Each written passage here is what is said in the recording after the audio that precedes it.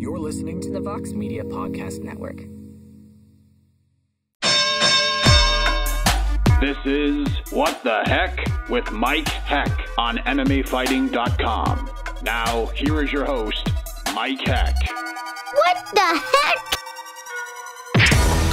Well, hello there, everybody, and welcome to a brand new edition of What the Heck here on MMAfighting.com. I am Mike Heck. Thank you for checking out the program. A lot going on. A lot of guests joining me this week. We're coming off of UFC 265 this past Saturday, which emanated from the Toyota Center in Houston, Texas. It was the coming out party officially for the new interim heavyweight champion, Cyril Gane. What a performance he had against Derek Lewis in the main event of that card. He has a future date with Destiny and his former teammate, Francis Ngannou. And I, for one, am very, very intrigued and excited to see how that fight plays out. I would love to see those two fight by the end of the year. It's a really interesting matchup. And I'm all in. I'm all in.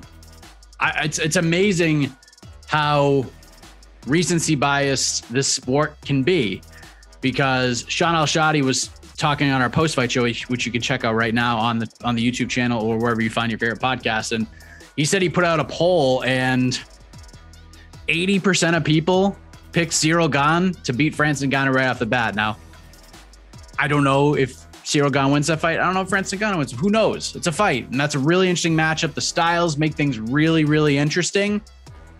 But man, 80-20, that just seems a little crazy to me at this point. Maybe I'm wrong. Maybe Cyril Gane is an 80-20 guy when it comes to this fight, but I don't know. We'll see. It's a really good fight. Hopefully it does happen at the end of the year, but we talked about everything UFC 265 on our post-fight show. AK and I did our matchmaking show, recapping things. That dropped on Sunday. That is a podcast exclusive, so you can go listen to that. We did matchmaking for, obviously, Gane. That was too easy, but Derek Lewis, Vicente Luque, Tisha Torres, Song Yadong, and others. So go check that out if you want our matchmaking thoughts. But we have a big lineup on the show this week. I'll run down the lineup in a matter of moments. But, of course, let's address something right off the bat, because as you all know, and as you all rightfully should be very excited about, things are changing a bit over here at MMAfighting.com. Beginning this Monday, August 16th, he's back. The return of Ariel Helwani, the return of the Mixed Martial Arts Hour here on MMA Fighting twice a week. I am getting very, very excited for that. But with that change comes other changes, one of which, as you probably saw on Twitter Monday afternoon from Jose Youngs, the A-Side live chat will have its final episode this Wednesday, wherever you've consumed that tremendous show before. That'll be a lot of fun. I will be there. Sean Al-Shadi will be there. Maybe some other special guests will join us as well. So that's Wednesday. But also, I am here to let you all know that this will be the final episode of What the Heck, at least like in this iteration. And I have had a lot of fun doing this show for the last 71 episodes. And I feel like in a way, we were here to fill a gap, fill a space. And I feel like we have set the table quite nicely for the return of Ariel and the MMA Hour for the last year and a half. But now he is back. He's doing his thing twice a week. Great interviews, doing the damn thing. And I am totally fine with that. And I'll still be doing interviews. There will be an interview show from me coming soon, but it'll be different than what we've been doing here. A little more in-depth stuff. So I'm excited to dive in and doing something a little bit different. I'll still be doing on to the next one. Still be doing pre and post-fight show stuff, all of that. I'll still be hosting BTL, which, by the way, a little breaking news, BTL is going to be moving to Tuesdays beginning next week. So it usually is on Thursdays. That is moving to Tuesdays. So in a 5-day stretch from this Thursday to a week from today, you're going to get 2 episodes of BTL in a 5-day stretch. So get excited for that. And in addition, we're going to have some news regarding some new programming on the site, a big announcement coming with what Thursdays will look like over here on MMAfighting.com. And while this show, as it looks and feels now, may be going away, a lot more stuff will be coming down the pipeline, coming your way and it's exciting. It's very exciting stuff. So prepare yourselves, buckle up, and enjoy the ride. So real quick, thank you for coming along on the show's journey. We did some really good things for sure. I'm very proud of the show. We had a good mix of everything. We had big guests, we had commentators, we had fighters, we had champions. And what I'm probably the most proud of is we got to shine some light on a lot of fighters who were set to break out, some up and comers that got a little extra boost. I feel like, we got on, before Kevin Holland won that big run, he was on this show, not saying where he's like, we're the first podcast Kevin Holland's ever been on, but I feel like we featured him before anybody else did. Brandon Moreno, another guy, I feel like we kind of saw the writing on the wall. And I just love interviewing Brandon anyways, but I mean, listen, this is just what it is. Like I feel like we got to give people some extra shine, some up and comers too, some prospects. And that's the stuff that I'm really proud of. Like we can get champions and get the biggest stars and all that. And I don't have that ability. I don't have those relationships. I don't have those contacts yet. Ariel does, and I'm super excited that he does have those. But I got you what I could. I try to, shine some light on the up and coming talent. And that's what I wanted to do with the show to begin with. We got a nice eclectic mix of everything. So there you go. Thank you. I'll just leave it at that. But let's run down the lineup. We're gonna wrap things up with a damn good show, and we're gonna end tonight's show, and we're gonna end this week's show with one half of the main event for Bellator 264 this Friday night. He will challenge Gegard Mousasi for the middleweight title on Showtime. We'll speak to John Salter ahead of his first world title opportunity. Anthony Taylor will join us. He's fought for Bellator many times. He will be taking on Tommy Fury in the boxing ring on August 29th. That card headlined, of course, by Jake Paul versus Tyron Woodley. Anthony is also a training and sparring partner of Jake Paul. The guy has been through a lot over the last few years. I first interviewed Anthony Taylor in 2015, the end of 2015. Interviewed him a few times along the way, but things got a little dark for him, as you'll hear in the conversation, but he's come through it. He's in a great place right now, and he has a big opportunity on August 29th. Some big news from last week. Didn't expect to hear this news, but it's happening. Chad Mendes has signed with BKFC. How about that? A multi-fight deal. He's expected to make his debut October 22nd against the dreaded TBD. The former UFC featherweight title challenger will join us to talk about how this all came together. He's still under contract with the UFC. That is not news. He said that on Joe Rogan's podcast, but just the process of getting their blessing. Is he surprised that he got their blessing? So we'll talk about that and more. Another name that was in the news last week is Tim Johnson. We found out he won the Fedor Emelianenko sweepstakes. He will face Fedor October 23rd at Bellator's event in Moscow, Russia. And this news did not make a lot of people happy. If you're watching right now, maybe you were one of those people who were not overly thrilled with this announcement, but Tim is here to join us. He has seen what you've had to say. He's got some stuff thrown his way as well, which I don't really understand because he just said yes to a huge fight. We're going to give him the opportunity to come on and give his side of the booking in around 20 or so minutes. But first, we're going to talk to the challenger later on. Let us kick things off with the Bellator middleweight champion, the one, the only, Gegard Mousasi. All right, let us say hello to the Bellator middleweight champion of the world, Gegard Mousasi. Defends his title for the first time in his new reign this Friday night in the main event of Bellator 264 against John Salter at Mohegan Sun Arena. Gegard, how are you, sir? I'm good, thank you. Thanks for having me. Absolutely. How are you enjoying this New England summer in beautiful Connecticut right now? Yeah, it's rainy a little bit like Holland, so and I'm in quarantine, so I'm in my room. But it's not bad. I'm with my whole team. It's we laugh, we joke, so it's not that bad. Yeah, you got to have that around you getting ready for a title fight, right? To kind of distract you from the fighting and all that. I really don't think about the fight. I just think about cutting weights, making the weights. That's the first battle, and then it's the fight. Then I focus on the fight. So this is the first fight for you in 10 months. You're coming off that hard-fought win over Douglas Lima. You've been a part of so many fight weeks that they probably all blend together at this point for you. But in terms of just getting back in the cage and fighting, how excited are you to just dust off the gloves and get back in there? Yeah, it's been a tough year for me. This is the only thing that's a little bit normal this year. So doing what I always do, fighting. So it's actually nice. When you say it's a tough year, was it, because of COVID and all that stuff just kind of held you back a little bit? No, personal issues, family, friends matter, stuff like that. Yeah. Okay.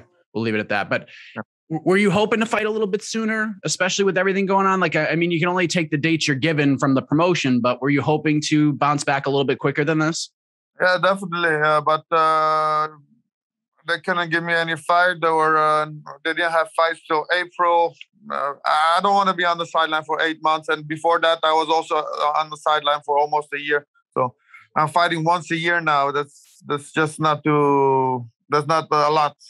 So I hope to fight end of the year again after this one. Yeah, I mean, I know when we spoke before the Lima fight, you wanted to kind of bounce back quickly, but that fight was a fight a lot of people were excited about. Lima was trying to go up and get the second title. You went in there, and yeah, he had his moments down the stretch, but for the most part, you were able to shut him down. Was the fight what you expected it to be? Because it seemed like you were a step ahead of him for the vast majority of it. Well, and I think the first round I took him down. I did some good ground and pound. I think after that, he didn't have the feeling of winning. And then round 2, 3, 4, 5, he didn't step up. And then round 5, he was trying to step up and get to do something. But then I already had won the fight, so I just took him down. I didn't have to do anything more. If he would have brought the fight to me, then it would have been a real good fight. It's unfortunate. It just it wasn't the fight that I wanted. But I got the win easily. But it wasn't. I'm not satisfied with it. Yeah, I mean, you fighters are your own worst critics, anyways. But I mean, you take solace in getting the win and becoming the champion. But overall, you weren't overly thrilled with how you performed.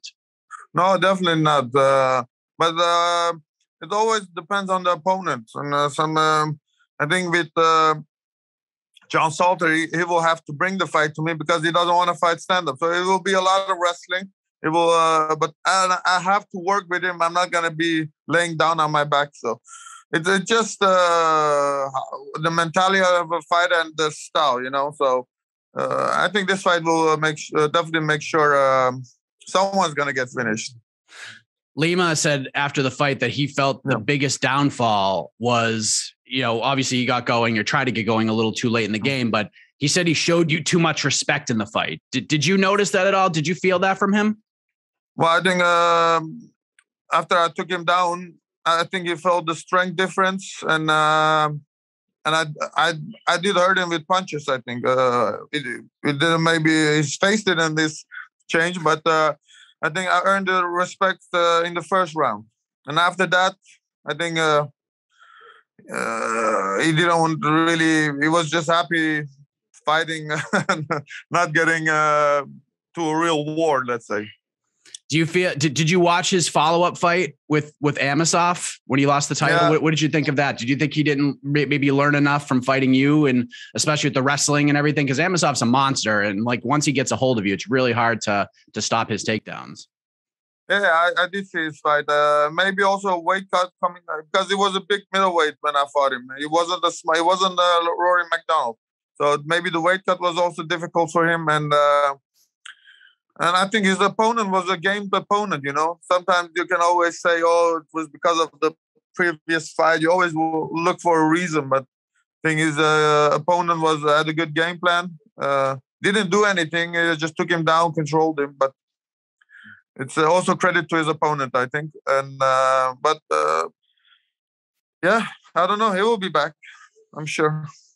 When we spoke before that fight, you seemed to have a pretty good feeling that John Salter was going to be waiting in the wings for your first title defense. And that's exactly what's happened here. And you were more than okay with that idea. I know you're not a guy who thinks of revenge for him beating Costello Van Steenis, but Is there like at least a small part of you who wants to sort of get that one back for him, like a little piece, just like in the back of your mind?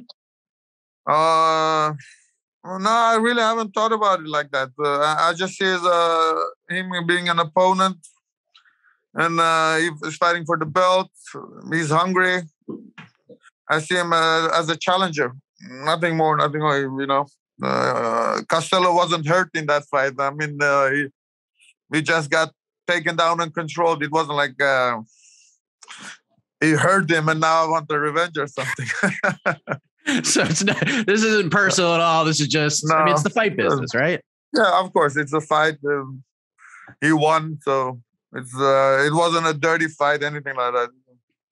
You mentioned it because it seems pretty clear what Salter's path to victory is going to try to be. He's going to try to take you down and control you on the map. But at the same time, like you said, he's going to come after you in order to do that, which ultimately could be a very good thing for you. Like, do you see it the same way? Like, yeah, it's striker versus grappler, but in order for him to implement his game plan, he's going to have to come play with that Mousasi fire, so to speak.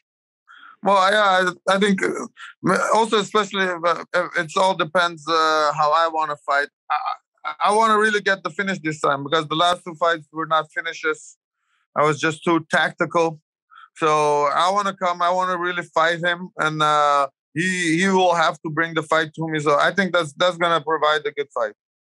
I'm sure you've worked on your wrestling a little bit more for this camp, but 10 months between fights, you sort of had an idea where this was going to go.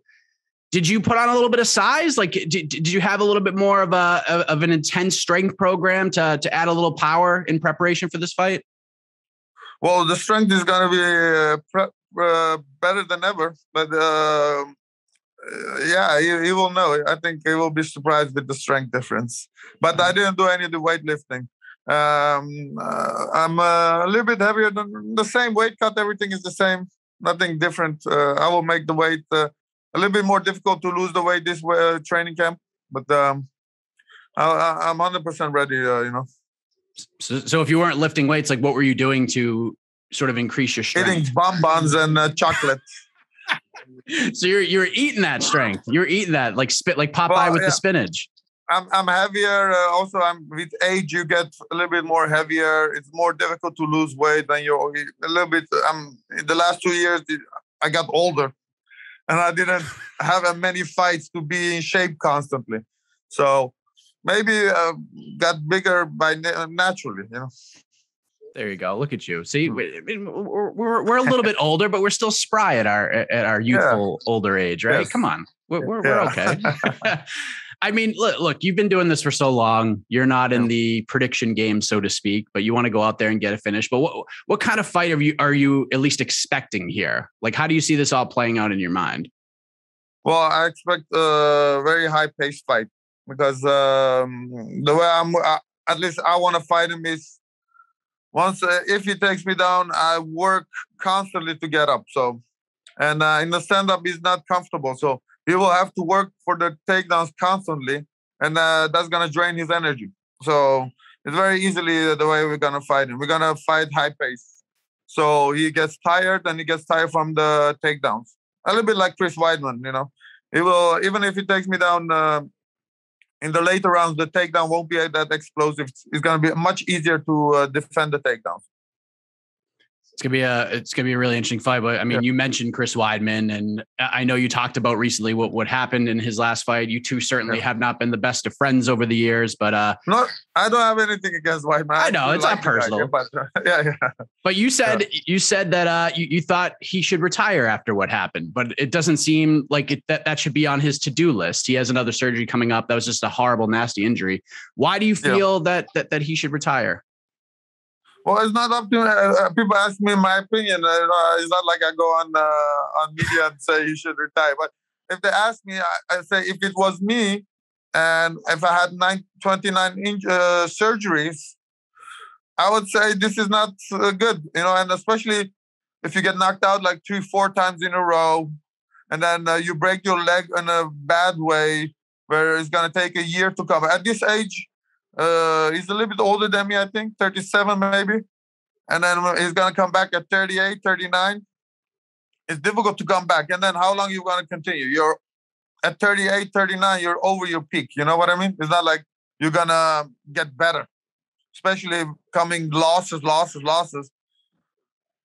It's that's my opinion. I wouldn't continue. If I had a serious injury like that, I would right away stop it fighting. Okay, so at this age, I would retire. All right, so just to clarify for everybody out there, because I'm sure people are going to be asking you about this all week, Gegard Mousasi is not saying Chris Weidman should retire. He's saying if it were him, he would retire. Yeah. All right, so let's get that out there. Don't be asking Gegard about this because don't give me some hate. Yeah. Did you see the injury though? Did you see him break his leg? What did you think of it? It's not nice to see a fight like that. You don't wish that on anybody. But that's the fighting. You go in there. When I was younger, I would go in. I would never think about injuries and whatever because everything was going well. But if you have many fights and you get injured and you have setbacks and whatever, and then when you have to fight that, you take those experiences and into the fight. So it's a little bit more difficult, let's say. It's and I think for him also, if he had an injury like that, it will be a trauma. Even if he comes back, it will always be in his back and his mind. Oh, I can get injured. Something bad can happen to me. So that's why I'm saying at this age, it's more difficult. It's not. I don't say it cannot be done, but it's Fair enough. We'll move on. A few more questions. It seems, at least in his team's eyes, because I talked to a few of them a couple of weeks ago, Austin Vanderford is next in line after beating Fabian Edwards. Like I know you're not looking past Friday, of course, but does that fight excite you? Trying to take that undefeated record, like another really good wrestler and ground guy. Does that one excite you at this point? He's a tough opponent. I had difficulty even to get John Salter because Bellator wants to put me against big names. I don't blame anybody. I just fight the number one contenders. Whoever it is, I would fight him. But as name recognition, Bellator is hesitant with putting those fights. You know what I mean? They rather see me against Joe Romero, let's say, even if he's on a losing streak, because he has a bigger name. So as a promotion, I understand that. So it's not up to me. What's his name? Austin Vanderford. Yes, I think he's a phenomenal fighter. And if the Bellator gives it, I would love to get the fight. Okay, so since we're in the business of clarifying things, I want you to clarify one other thing for me, because I did watch a recent interview you did, and correct me if I'm wrong here, but I thought you said that the promotion's plans were, and this is if everything falls into place perfectly. Yeah. You beat John, maybe beat Austin, get a couple defenses in.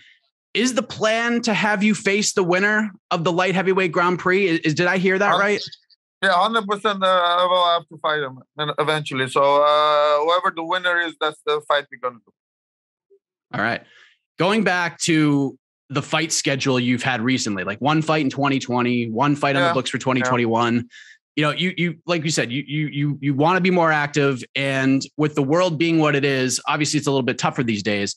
Does that affect your motivation at all? Like I know we've discussed like how much longer you want to do this, but does the lack of activity, does it sort of open that door to turning the page? Does it open it a little bit wider for you? Well, I'm not getting younger. So, and with injuries, I have to consider that I want to stay busy when I'm healthy.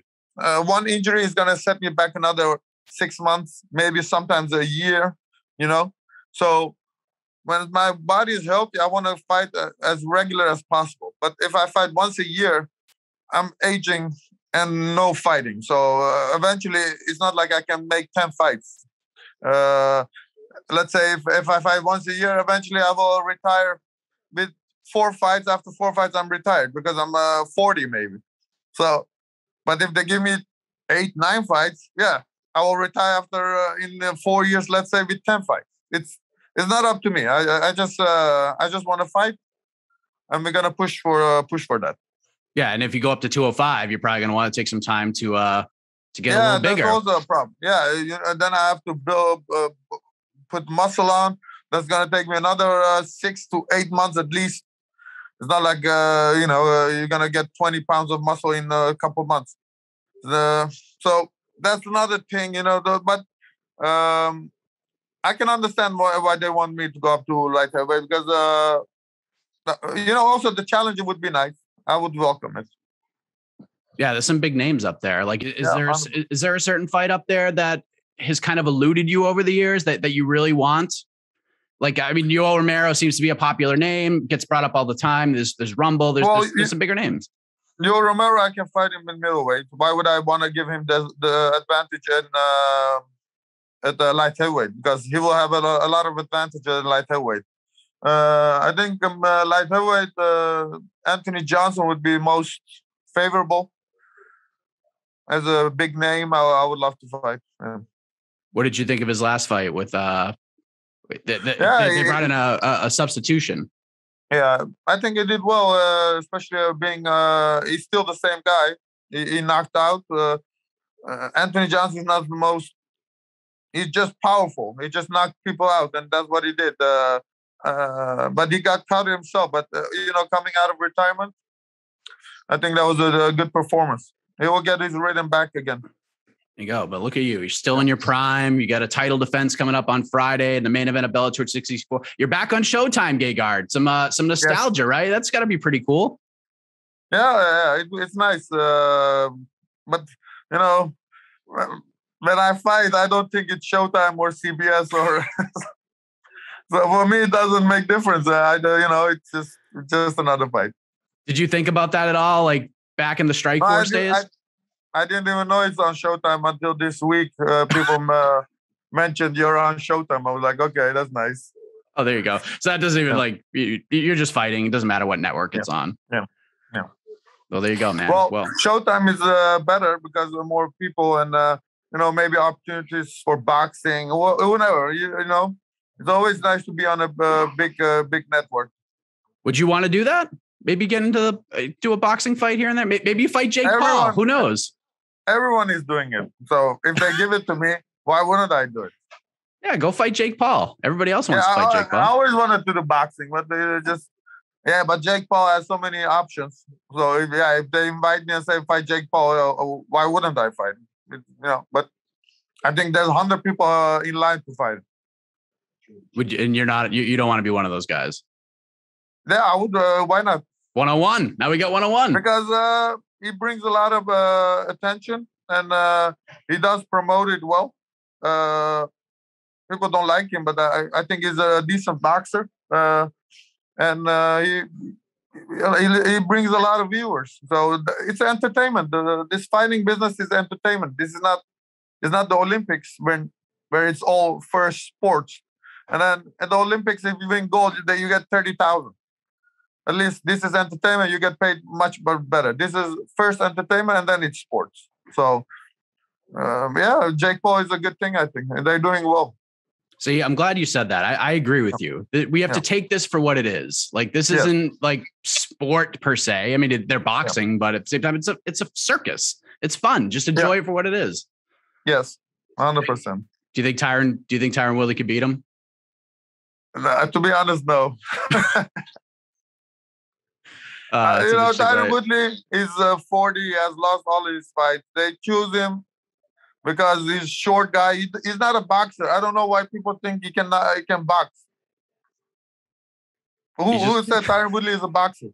He's just got power. Like, he knocks people out. But he has one right hand with a small glove.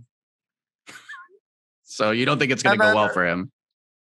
100% is not going to go well for him, but he's going to make money, and I wish him well. I don't have anything against Tyron Woodley, but let's be honest. They didn't choose him because Jake Paul chose him because he thinks he's beatable. There you go. The breakdown from Gegard Mousasi. But listen, man, thank you for the time as always. No I'm very excited to see you back in there on Friday. Appreciate it. All the best to you in quarantine and in the fight on Friday night, my man. Yeah, nothing against Tyron Woodley. Don't be making headlines, people. Don't be making headlines. It's just a man's prediction. That's all it is. Yeah. Always enjoy chatting with Gegard Mousasi. Always get something out of it. He's got that dry wit that's just hilarious.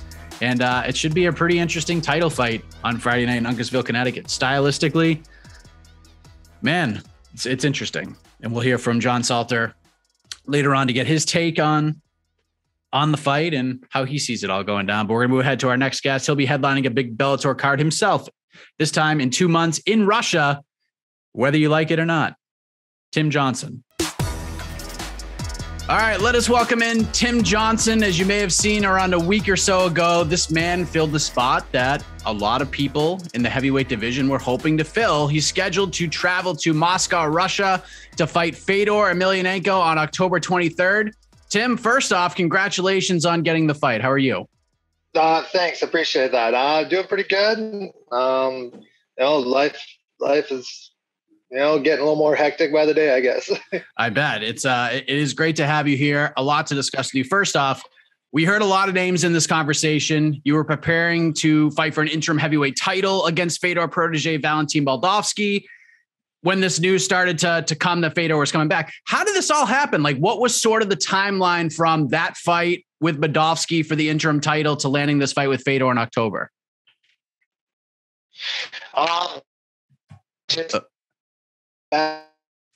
Ready to head to right after the Moldavsky fight, ready to head to the hospital, get stitched up. And I called the agent right away. I'm like, hey, throw my name in the hat for Fedor. I know there was a lot of names getting thrown around. I was like, well, I'm not going to like sitting around. And so, yeah, just see what happens. Talking to him a little bit after that. It's like, oh, maybe there's other names or something. I didn't really know how much good of a chance I had.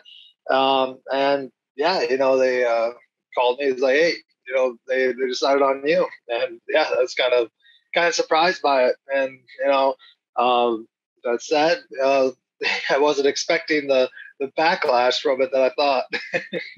Yeah, I mean, the reaction to this booking for some reason, just hasn't been met with a lot of positivity. Like Bellator's taken a little bit of a beating online because of it, because of some of the names that were thrown out there. And this is obviously no fault of your own, because you were offered a fight with one of the greatest heavyweights of all time, and you said yes to an opportunity. So I wanted to sort of give you the floor to respond to these folks who may not be looking kindly on this piece of business. Yeah, I found two different trains of thought from people. One is people it's been a month, so people got to build up these fantasy, matchups in their head for a month and all that. And now when they announced it, there's some people that think that I'm either going to get smashed or whatever because they think I'm a shitty fighter. Or the other part is they think that Fedor is going to get smashed by me. They think it should have been two legends, not someone going like my age fight him. And here's the thing: Fedor had all the names in front of him as well. This isn't on Bellator. This is on Scott Coker. They gave him a list of names just as well. He picked me.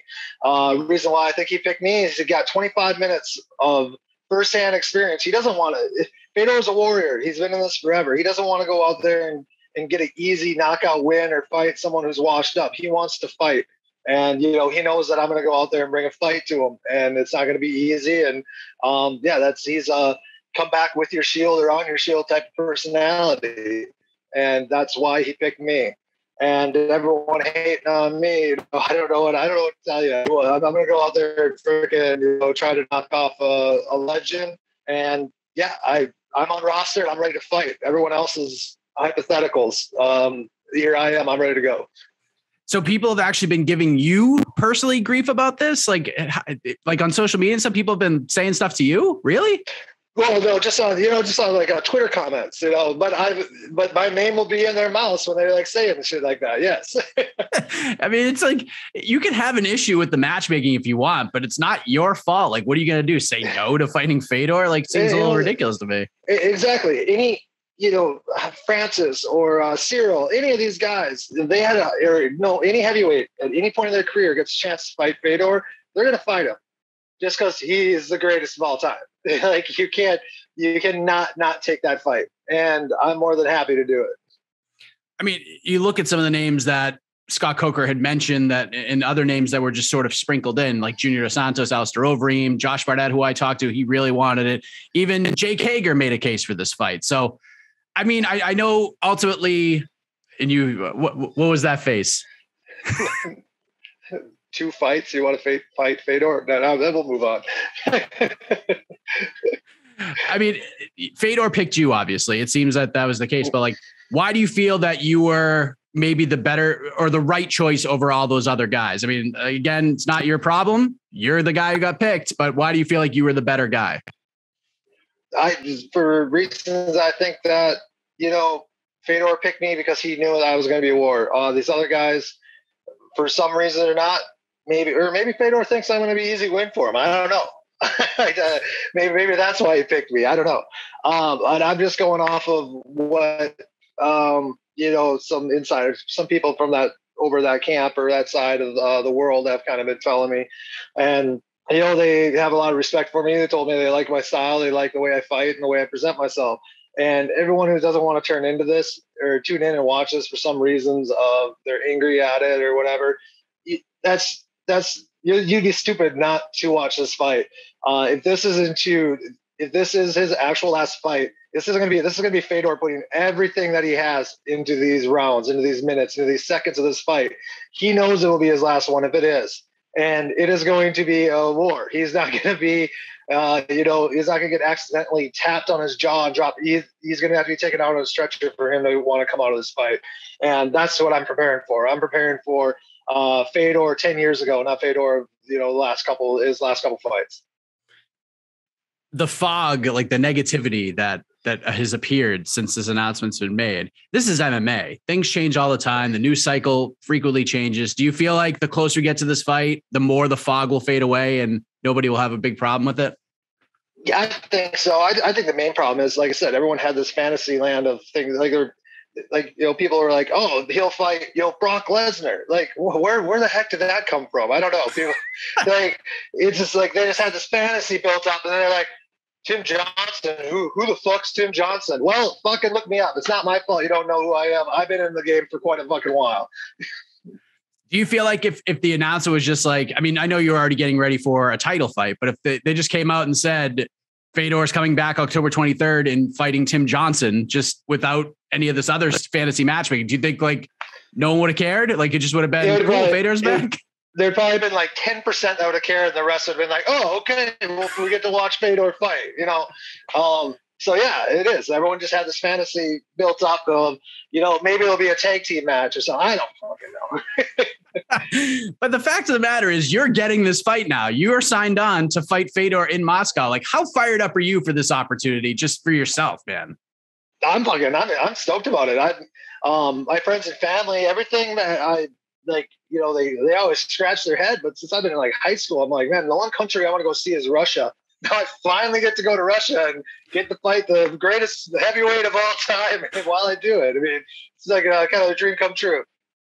Just kind of going back to the Moldavsky fight, you came up short in your bid to become an interim heavyweight champion. I'm sure you've mentally moved on from that. You got something big on the horizon, but just kind of going back to that night and that fight in particular, like, how do you look back on it around a month and a half or so later? I rewatched the fight a couple times and I had some friends, some coaches rewatch it and gave honest, unbiased opinion. I knew it was going to be a close fight at the end of the fight. I think that nice little headbutt cut where I was bleeding all over definitely kind of swayed some judges. But, I was happy. I was super happy with my performance. I'm not hanging my head about it at all. I think I surprised a lot of people that I could go 25 minutes. But no, they, the only thing I was really kind of disappointed was the judge who didn't give me one round. That was the only thing I was pissed off. I could handle the loss because I was happy with the way I fought, but it was like, 20, come on, 45, 50. What was that guy smoking? I mean, it was a hard, grueling fight for 25 minutes. And I'm curious if you felt frustrated at times because at certain points you were like, come on, dude, let's go. You wanted him to engage a little bit more. Was it a little frustrating while you were in there? I'm not a very animated person or fighter, I should say. When I get in there, I don't really kind of compose myself a little bit. And, I was just feeling it. I was feeling good. I was like, let's fight. I'm tired. We were going in circles. I was starting to get dizzy. I'm like, let's stop moving. Let's sit here and throw some leather. Who knows what this crazy world is going to look like in October? I mean, obviously the plan is to do it in Moscow. You want enemy territory. And like you said, maybe this is the very last time that Fedor competes. At least it'll be the last time he probably competes in front of his home fans.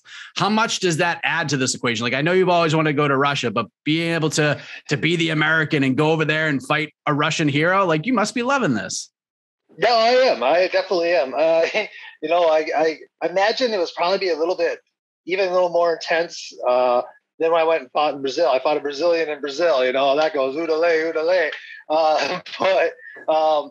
expect this to be even more intense than that. So, but I welcome it. It's fun. I mean, how many people in the world get to experience this in their lifetimes? That's the way I always look at stuff like this. Scott Coker was asked about this during the last card in LA. And he said that because of COVID and everything, that he is planning on having some sort of contingency in place if for some reason this can't happen in Moscow. If that happens, like, there might be a couple other locations they might be able to hold it. Does that lose a little bit of its luster in your eyes? Does it take a little bit of sizzle out of the steak if it doesn't happen in Russia?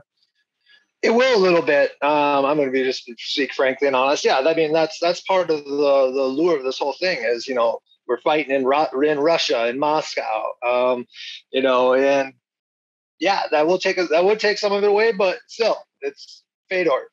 he brings his own, his own persona with whatever he fights. It doesn't have to be in Russia, but he brings Russia with him. That's what I'll say. I'm wondering how you're maybe factoring in like the mystique factor of Fedor, because I've talked to like fighters who have fought Anderson Silva and they don't think it's going to be a problem, but when they get in that cage with them and they look across and they see Anderson Silva, they're like, oh my God, I'm fighting Anderson Silva. And they kind of get lost in that for a couple of rounds. Have you thought about that, Alex? Is Fedor a guy that obviously you know who he is, but is he a guy that you followed and just been like, man, like, this guy's the man, but now you're going to stand across and fight him? Like, have you thought about how you're going to handle that? Yeah, it's crossed the head. I just going to treat it like, hopefully everything when the door closes, that my body will take over, my brain will shut off, and we can just kind of fight. Do you have a favorite Fedor moment, Fedor fight that you like to go back to and watch? Not offhand. Just the whole collection. Yeah. Getting the rabbit hole. Yeah, I know, right? I mean, 28 straight wins. That itself is pretty amazing at heavyweight.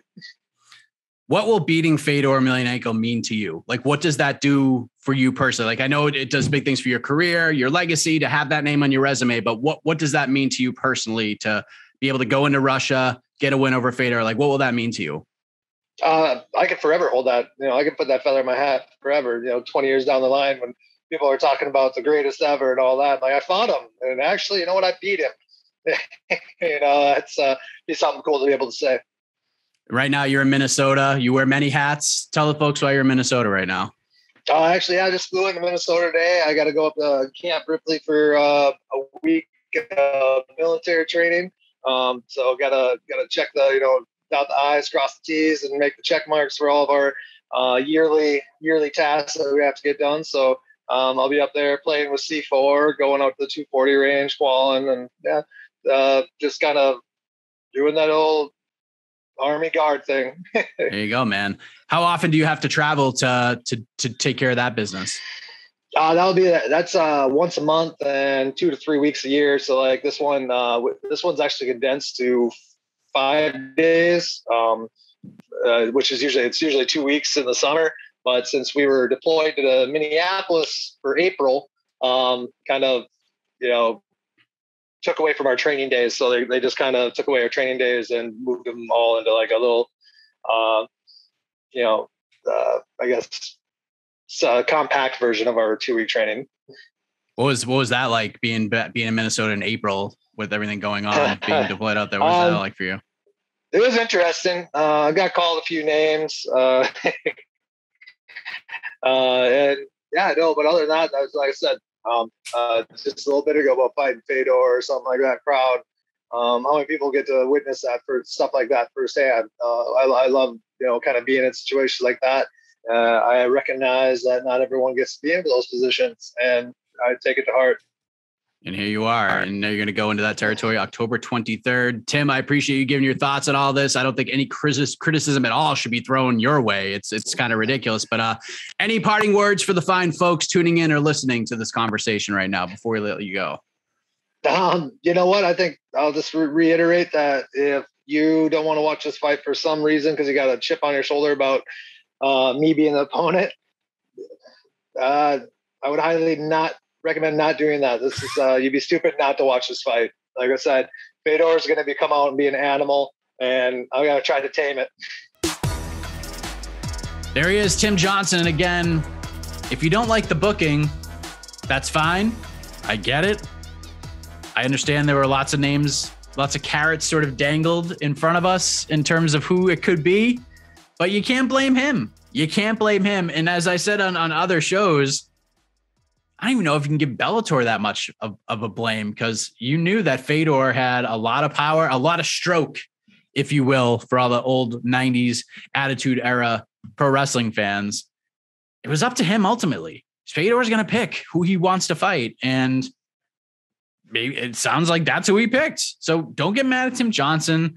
I mean, if you want to throw a little shade at Bellator, go ahead. I mean, they're the promotion, but ultimately this was Fedor's choice, and he went with Tim Johnson. So there you go. And Tim shouldn't get any flack at all, because any other heavyweight on planet Earth would have said yes to this opportunity. They're not going to be like, no, I'm not going to do this. The fans will be upset.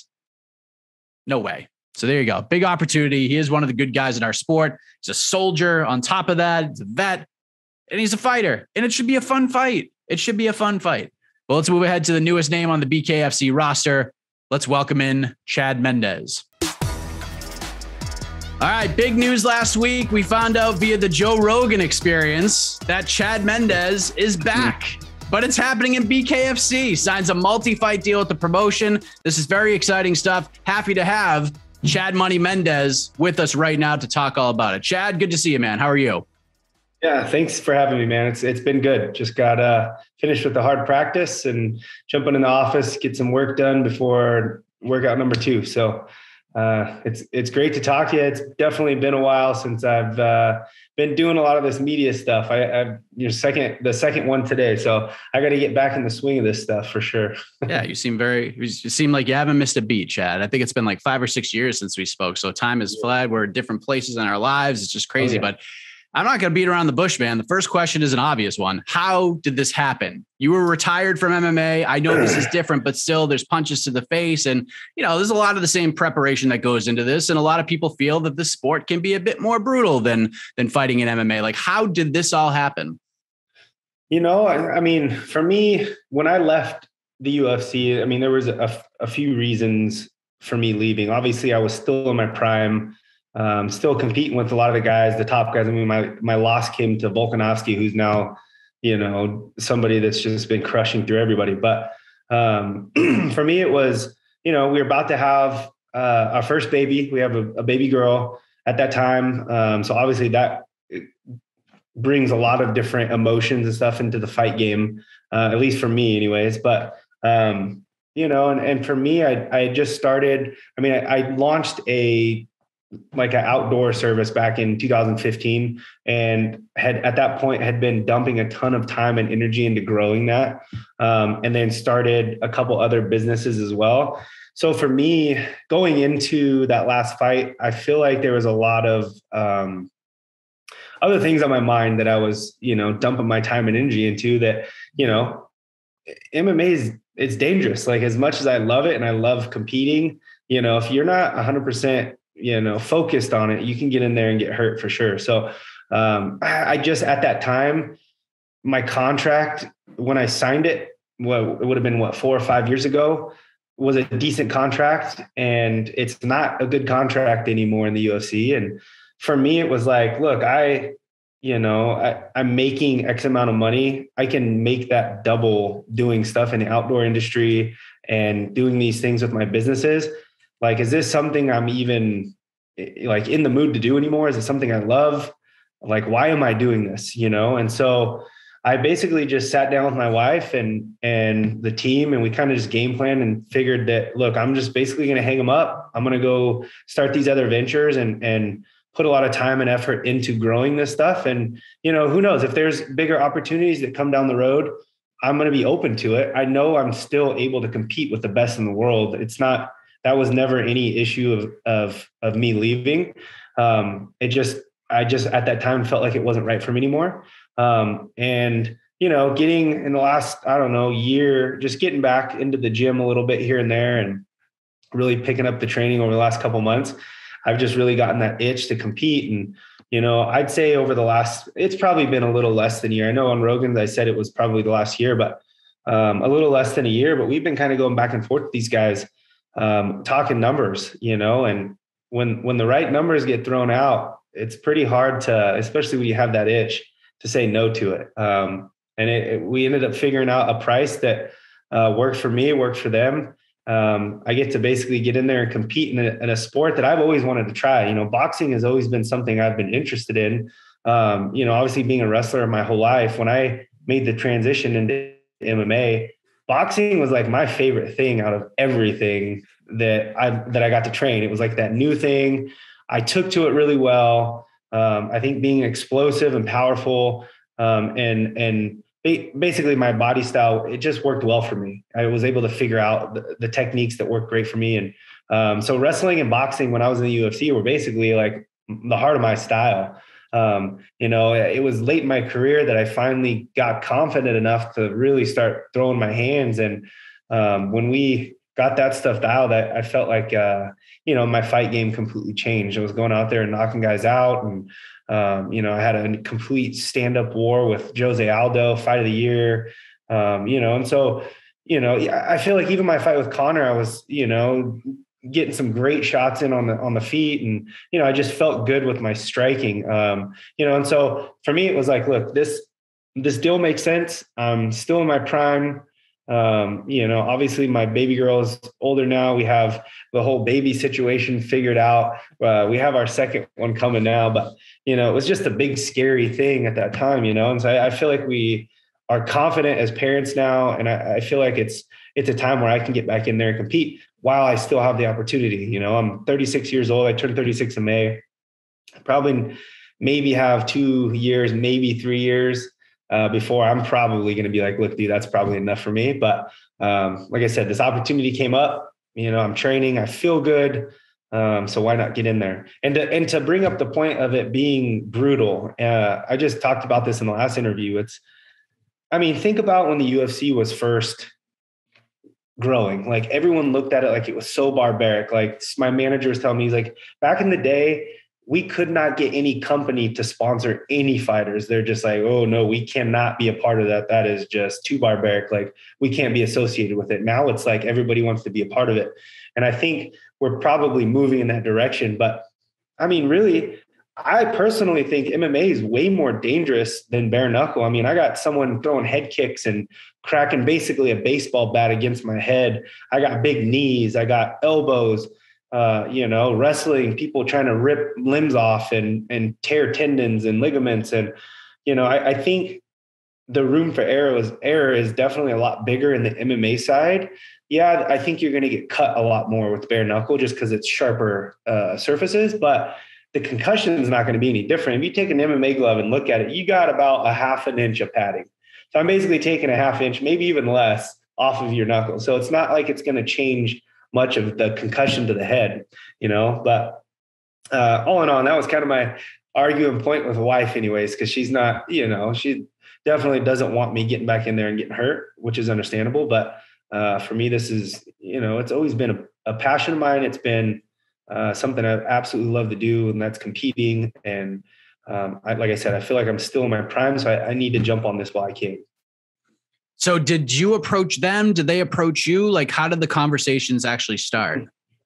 I guess originally they probably, I think they reached out to Uriah, I think is where it originally started. And then talking to my managers and stuff, kind of going back and forth is how it started. So they originally reached out, and the original numbers back then, it just wasn't something that enticed me enough to want to leave what I'm doing business wise and take that chance, And so like I said, it almost took about a year before we finally figured things out. But I feel good with where we're at. I feel, this is bigger than any UFC contract I've ever signed. And it makes me feel good and motivates me to train hard. I have this very awesome end game at the end of this fight contract. And it's like, I can take that and do so many things with my family, and grow things and help my businesses. And, I just feel good about it. And like I said, I feel good in training. So it's like, I don't feel like I have to like talk myself to get in there. It's like, I'm excited to do it and I'm feeling good. So why not? I mean, there's so much to unpack, but I guess the premise of all of this is that the itch was never gone. Like the itch to compete never left you. It was just, it was more about the family. It was more about, it's got to be right for you. It's got to be worth it. It's got to be worth your time. Like you realized what your value was and you weren't going to take anything less. Is that sort of the way you looked at it as well? Basically. I mean, I think I wouldn't say the itch was gone, but the passion for it was kind of dulled a bit towards the end right there.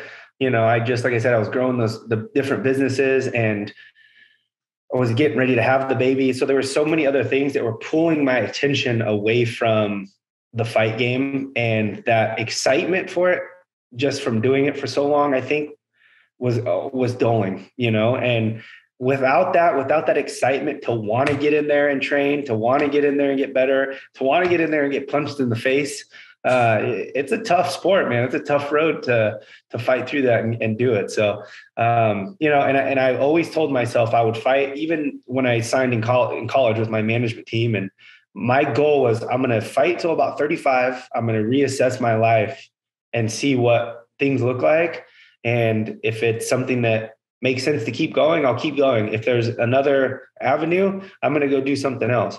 And at that time, which I was 35, it just didn't, in my mind, make sense anymore. And like I said, everything was dulled, the excitement wise. So I took that other road. But it's crazy how everything kind of just goes full circle and we're right back here. So we'll see. Yeah, man. It is. I mean, especially like when you're that young, to have the sort of presence of mind to set a number.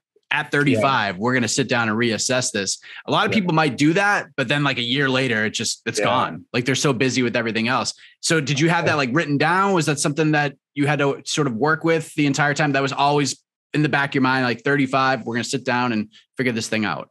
I think what reminded me all the time, and especially the reason why I even said that at such a young age, was I had so many friends and family members that were like, come on, dude, you just graduated college. Like you have a college degree. What are you doing?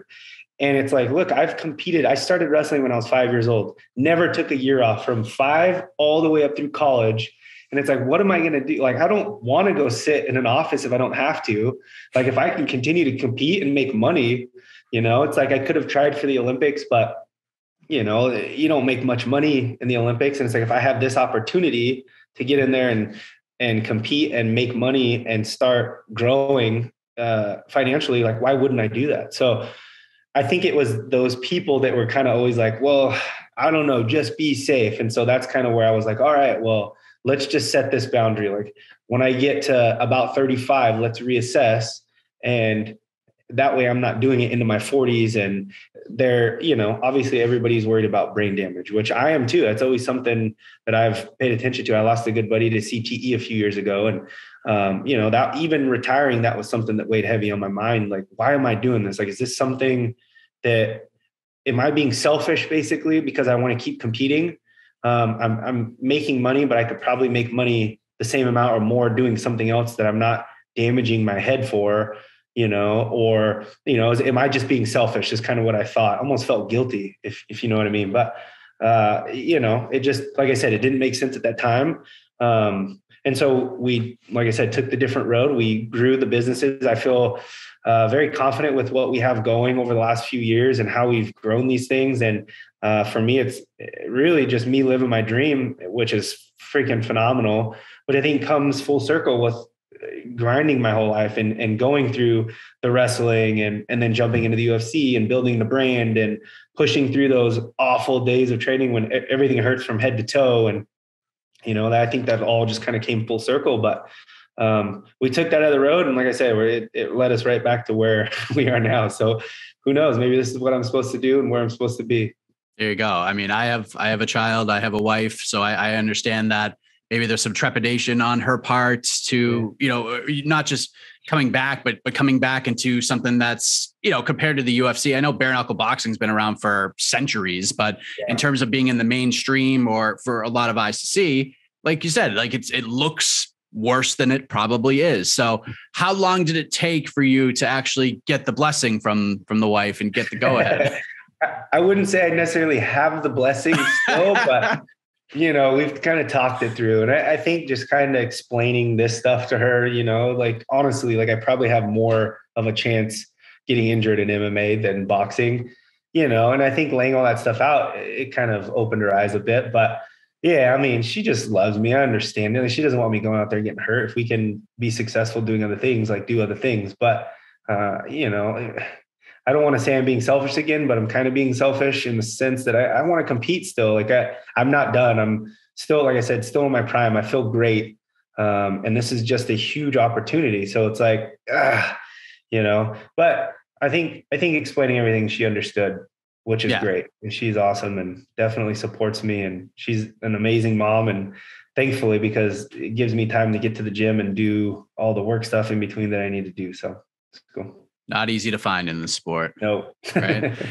So, I mean, one of the storylines that came out of this is, speaking of getting blessings, is that you are still under contract with the UFC. And I assume you got said blessing from the UFC to go ahead and do this. Is that accurate? Was there any blowback from them at all? I did. And it's actually really cool. I mean, they technically could have just said, you're not going anywhere. Like if you're not fighting here, you're not fighting. But, I've always had a great relationship with the UFC. And I think this is an awesome thing for them to just let me go and make some money. Obviously it's boxing, it's not MMA. And there's no way they would have let me go fight in another MMA organization. I understand that. But still, they definitely could have just been like, no, we're not doing this. So no, it's my hat's off to them for being cool in this situation for sure. Did you think they would? I didn't, honestly. I didn't. I thought it would be a hell no, but it's pretty cool. What did Uriah think about this whole thing? You going over to the bare knuckle world? What was his initial reaction to it? I think besides go get your money, kid.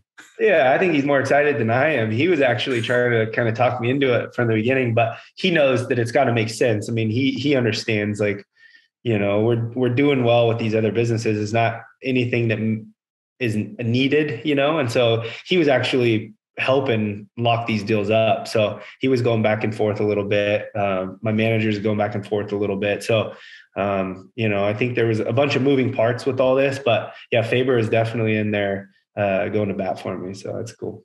It's fun, man. Like I covered the last show in Tampa, the one that Paige and Rachel fought on.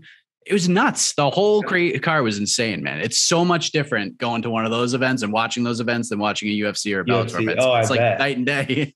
I haven't been to any live events. I've been watching them, but I'm excited to go. I might have to go just check one out in person before my fight just to see it firsthand. But yeah, man, it's an exciting sport. Like, you're starting off toe to toe, which is pretty cool. They're shorter rounds or 2-minute rounds. So it's like, I know guys in the UFC, me being one of them with certain fighters, like you want to pace yourself, you can't go balls to the wall the whole time. Where a 2-minute round, like I've been doing training and hitting mitts and doing stuff for 2 minutes, like doing 2-minute rounds. And I'm like, God, it feels like 30 seconds after training 5-minute rounds, And so I feel like guys and girls feel that way too. And they're just letting it rip in there. So it's definitely pretty exciting for the fans to watch when there's no pacing yourself, for sure. One thing that we've sort of that I've noticed, and Paige is kind of is probably the best example I can use for this, because the first fight that she had, and this is just me, I'm not a fighter. Maybe you can kind of give your take on this. The first fight she had with Britain Hart, I thought it was more like an MMA fighter going into bare knuckle boxing. The second fight with Rachel, I thought she focused a lot of time on her boxing. Her boxing was way better than it was. Like it was much more technically sound, but I felt like there needs to be like a middle ground between the two. You know what I mean? Like, do you have to sort of deal with that? Like, think about that yourself. Like, what's the best way to approach this? Like, I can't be the wild MMA guy, but I have to have some technique as well. Yeah, no, I agree. And I think, I agree on that. I think Paige definitely looked a lot more technical and looked a lot more like a boxer in that second fight. But no, I think there's definitely got to be some middle ground. I think for me, I'm trying to find that, it's definitely, even hitting mitts over the last probably couple, 5-6 years of my MMA career, we focused a lot on just boxing. Let's be honest. I got short legs. I'm not flexible at all. A head kick for me was something that was extremely rare. So I didn't work it a ton. When Dwayne was there, we did a bit, but I focused a lot on leg kicks and basically boxing, and so I definitely, for me at least, I'm excited to really hone all my energy and just efforts to that one discipline, the boxing, just focus everything. And it to me, like, I'd say we've been doing that for probably the last 2 months now. And from the first time we really started to now, I feel night and day. Like my boxing, I feel like has gotten so much better, which, in MMA, it's like, God, you got 3 practices a day. You got a full pro practice in the morning, which is all of MMA. Then you go and do something strength and conditioning. Then you got to try to get a wrestling or a jiu-jitsu practice in the evening, and there's just like so many different disciplines that you have to try to fit in. I almost feel like it waters everything out and dilutes everything. Like being able to just focus on one thing, like my wrestling career, you're just grinding on wrestling every single day. Like I make leaps and bounds and I feel like I get so much better in such a short amount of time. So all in all, I think I'm finding that middle ground of the MMA fighter and the boxer. We'll see. We'll see when I get in there, I guess. So it sounds to me like you're very content with what's happening right now. Like you like doing the one discipline, makes life a little bit easier, but it's still very, very challenging and very fun. You're trying to hone this whole thing. Yeah. Are you able to say that you've had your last MMA fight? Maybe. Here's the thing. Like I'm still under UFC contract. I think I still have 3 fights or 4 fights on that contract. And the last interview was asking this, like, would I ever come back to the UFC? And I can't say no. Like, of course, like if the money, obviously for what my contract is right now, hell no, not a chance in hell. But if we were to talk and numbers made sense and we could get something that does make sense, I would think about it. It was definitely something that I'm not done with, but I just don't know if that's ever going to happen. So, we'll see. But you'd be fine with not fighting in the UFC again. Yeah. It was fun, but it's not like it's something I'm like missing extremely bad right now, It would have to be opportunistic more than anything. Yeah. Especially because I have other avenues now that will eat up that itch to compete like this is cool, or, I was even doing some jiu-jitsu tournaments and making some money doing that. Obviously not a lot of money, but some money, just kind of fitting those in here and there, which is fun, very low stress. I can, train pretty, basically just fit stuff in my work schedule and then just make it work. But we'll see. Like I said, it's got to make sense for sure. So the debut for you, October 22nd, right? That's the plan. Yep. October do you know what they say Chandler? It was Chandler, Arizona. I think is where it's going to be. Yep, just outside of Phoenix. Do you know what like weight wise where you're going to be fighting at? Like around what weight? I know the weight classes are a little different BKFC, but like do you know like what you plan to walk around at? I think so. Basically, what we talked about with Bare Knuckle is going 155s, mainly because their 45 opponent selection is pretty slim. There's not a lot of guys that fight at 45s, I guess. So they're like, look, you're going to have a lot more opportunities for fights at 55s, which I'm fine with. I'm walking around like 170, 175 with a full belly. So it's making 45s wouldn't be super fun, but I think 155s probably. Is there an opponent yet? You don't have to tell me who it is, but do you? No, honestly, there isn't. I'm still waiting, man. I'm like, come on, guys. Give me a name so I can start doing some research and like start game planning and putting some stuff together. But I'm hoping they said probably anytime soon. They're just trying to find someone. So okay, we'll so it's not just like they haven't thrown any names at you. Nothing at all. So fingers crossed that comes back soon. I don't know. Like, I know you watch the events. Are there any names that you want? Like, maybe not for this first one, but you're like, it's not trash talking. This is like, you're a competitive guy. Like, you want to go in there and fight good guys and challenge yourself. Maybe there's someone on a nice little run right now, someone that sticks out to you that you want to get in there with. Like, is that something you thought about at all? Or are you just kind of just waiting for this first one to go before you start looking down? Yeah, honestly, I have. And I want to get in there, get my feet wet. I want to see I've never competed in a boxing fight before, like, I don't think it's going to be like super crazy different than an MMA fight, but it might be, who knows? Maybe this is something I'm just like, what the hell am I doing? And we'll see. But there isn't any particular names. I know Palomino has the belt. Good John. I know some of these guys, obviously I've been watching them fight at 55s. Those are all tough guys. I'm sure those guys are people that I'm probably going to end up getting in there with if everything goes smooth, So we'll see. But no, there's not like one specific dude that I'm like, I have to get in there and fight this dude. I'm sure I'll be making a little belt run, but let's get in there and get a win first before we say anything. Well said. Speaking of 145ers, which you are not in the UFC right now, Josh Emmett has been trying to get back in there. He had a slew of injuries after the Burgos fight. And he told me a few months ago when I spoke with him that he had a setback and it sort of delayed things even more. And his hope was that maybe November, December, he gets back in there. He wants to try to get in before the end of the year. Like, how's he doing these days? Like, I saw, a couple posts recently on social media, you guys training together. Do you still see him a lot? How's he doing right now? Yep. Actually, I was just finished up doing my mitt work with my coach, and then he was coming in to work with them right after. So I got to see him a little bit, but he's moving along nicely, man. He's, starting to get back in good shape. He's, slowly but surely, the injuries just have been plaguing him. Unfortunately, I feel horrible for him, but the dude is a beast. I mean, he's getting in there and he's doing some light sparring now and starting to hit mitts, picking up the pace on that stuff too, and jumping in some of the MMA stuff too. So I think as of right now, everything's right on track to come back. So fingers crossed, nothing else crazy happens for him, but yeah, man, I'm excited to see him get back in there and start knocking dudes out. Yeah. I feel like he's always been a guy that like any momentum he gets, like the injuries, like you said, it just kind of slowed him down. And after that Burgos fight, I think his stock was bigger than it ever was. And then once they found out what the injuries were, it actually like boosted his stock even more. But now in MMA, as you know, like the world turns very quickly and but people want to see him. They're excited to see him again. I feel like he's in a better spot now than he's ever been in his career. Yeah. And that's awesome to hear, man. Josh is a hard worker, is a super nice guy.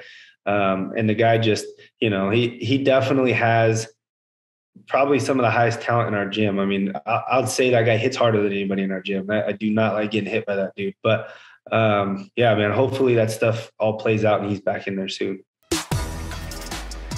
Chad Money Mendes joining us. Good for him. Get that money, son. Got the blessing from the UFC, which was shocking to him, probably more shocking to me, honestly. And my take, just hearing that conversation, even though he didn't come on, just like flat out say it, I think he's had his last MMA fight. I just don't think the UFC is going to let him out of the contract. 2, I just don't know if the desire is there from Chad, unless the money's there. I think money probably outweighs desire at this point. And the other reason, I don't think the money he feels he deserves and probably does deserve, which all fighters deserve, will be there from the UFC. So he's going to go to BKFC. He's going to make some good money.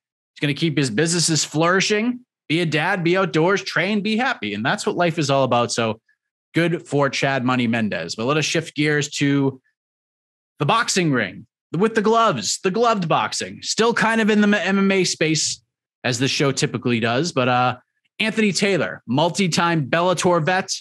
He's got himself at a big time spot, August 29th in the Squared Circle, Showtime pay-per-view, big card, big opportunity. Let's hear from him right now on What the Heck. All right, let us welcome Anthony Taylor to the show. He has his next fight booked, and it's going to take place in the boxing ring. He's going to fight Tommy Fury, the brother of heavyweight champion Tyson Fury, on August 29th. The event headlined by Jake Paul versus Tyron Woodley on Showtime pay-per-view. Anthony, it has been a minute, man. How are you? I'm doing great, man. I'm doing really good, Mike. Doing really good. So this is quite the opportunity for you, Anthony, being on this card with the main event that has the whole world talking right now. This is big. This is big time stuff for you. Oh man. Yeah. I mean, I've been in this position so many times inside the gym when you're sparring with AJ McKee, Baby Slice, and Rampage. It's like the main event every time when you're going with those guys. So you and I, just to give people a little bit of a rundown, when you and I were trying to move up in this crazy world that we live in, you and I did some interviews, 2015, 2016, I think 2017 was like the mid to end 2017 that we last spoke. It was early on in your pro MMA career, and I've sort of followed along on your journey since then. And you've been through a lot, man, from everything that I'd seen. If I told you this time in 2017 that you would be in this position that you're in right now, would you have believed me? Oh no. I was like 2-5 at the time, my record. Man, how I manifested so much things to happen this year. It's crazy. And I remember sort of back in that time frame, some very dark posts on social media, because you and I were Facebook friends for a while, had a lot of people concerned about, possible suicide. Things are just really rough. And I mean, look, you're in your late 20s, you're trying to figure out this crazy thing called life. And then things began to sort of turn around for you. Antonio McKee reaches out, and it seemed like he said the right thing at the right time, and things turned the corner for you. What was going on in your life at that time, if you don't mind me asking? I was dealing with a lot of personal issues with family, relationship, fighting, living situations, not just one particular thing, but everything coming together. It was more like, fuck this. I don't want to be here no more. Like, I'm giving up. I'm a quitter, and I think, Antonio really helped me out because he really helped me, and damn, it's been so long, I just really had to take control of my life. At the time, I let Bellator control my life. I never really had control of my life, of my career. And this was the first time I actually took control of my life, my career. How big of a presence has Antonio been in your life? Like, not just in the gym, not just because of that moment in your life, but I mean, obviously something has to trigger you to make these changes in your life. And it seemed like Antonio was the guy to help lead you in that direction. So, I mean, just overall, how big of a presence has that man been for you? Well, give me 1 second. Sure. He's been in my career since the day I started MMA.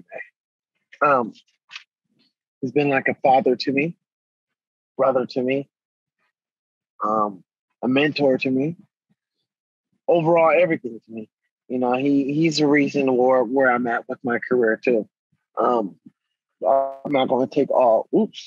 I'm not going to take all the all the glory of this. He's the reason where I'm at. He gave me the opportunity to fight on Bellator. He gave me the opportunity to express myself. He gave me the opportunity to travel the world and see life. Antonio has done a really good job on handling my personality. He's done a really good job of handling the chemistry with me and AJ and everybody in the gym.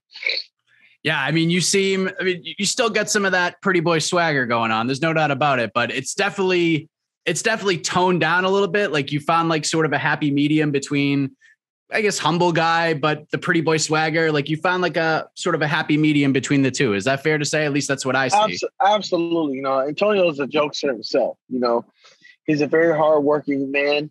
He's one of those guys who are in the gym with every fighter too, training, sparring, grappling with everybody. Do you remember, and the last thing about this, and then we'll move on, but do you remember sort of the turning point where you felt like things were back to normal for you? Like you'd crawled out of that hole? I mean, maybe it's just a fight you have to deal with every single day to not get back there. But do you remember when you felt comfortable with yourself again? And that, like, listen, I was wrong. This life is worth living right now. I don't think any of us are actually comfortable with the way we live every day. I think we're all working on getting out of our comfort zone every single day. We can never truly understand who we are ourselves. Everybody's different.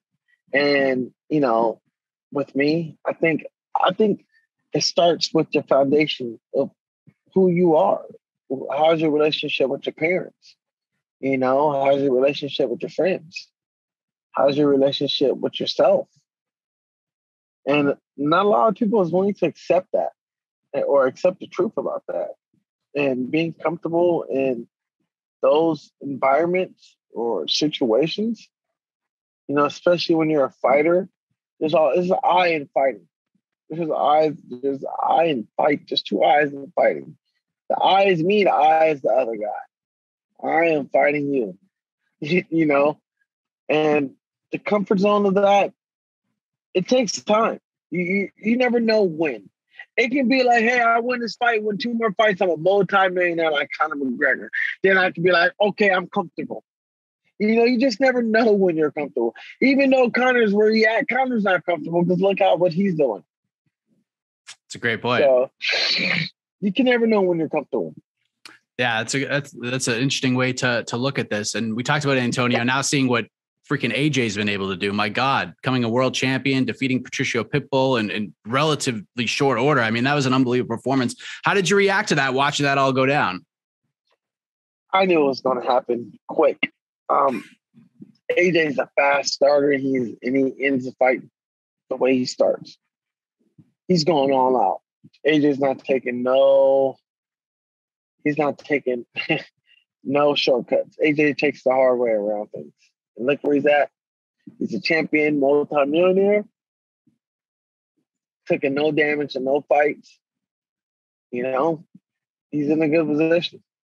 I mean, look at him, but look at you right now. You've come back. You've won 5 fights in a row. You're about to be on this big card at the end of the month. You're out in Puerto Rico, freaking training with George St. Pierre and John Danaher. I mean, this is quite the change from where you were a few years ago, isn't it? Isn't it kind of like surreal to think about?